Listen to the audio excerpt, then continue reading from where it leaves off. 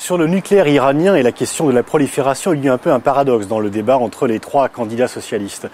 puisque Dominique Strauss-Kahn et Laurent Fabius ont reconnu à l'Iran le droit d'enrichir de l'uranium, ce qui est d'ailleurs juridiquement exact. Effectivement, le traité de non-prolifération, en échange de l'interdiction d'avoir des armes nucléaires, permet toutes les possibilités nucléaires civiles. Le problème, c'est que pour le moment, du fait du caractère particulier de l'Iran, la communauté internationale ne veut pas que l'Iran enrichisse de l'uranium et que les positions des différents pays, France incluse, et que l'Iran ne puisse pas procéder à de l'enrichissement de l'uranium, parce que si l'Iran procède à l'enrichissement de l'uranium, il pourra ensuite soit dénoncer le TNP et fabriquer une arme nucléaire, soit fabriquer une arme nucléaire. Parce que à partir du moment où vous enrichissez de l'uranium, vous pouvez le faire à quelques pourcents près, 2-3% pour de l'énergie nucléaire, et à 93% pour avoir une bombe atomique. Donc en fait, tout le débat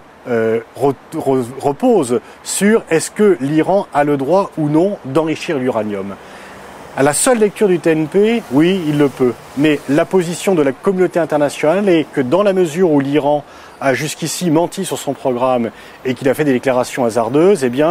qu'il y a un accord, non, la communauté internationale demande à l'Iran de renoncer ou de repousser son programme d'enrichissement pour trouver un accord, pour être sûr que les capacités nucléaires iraniennes civiles ne seront pas utilisées pour produire des armes atomiques. Ce qui est un peu curieux dans l'affaire, c'est que Laurent Fabius à la fois dit qu'il ne veut pas voir Ahmadinejad, même lorsqu'il sera président, et qu'il autoriserait l'Iran à enrichir de l'uranium, donc il va plus loin, non seulement que la position américaine, mais y compris que les Russes, les Chinois, l'ensemble de la communauté internationale qui pour l'instant effectivement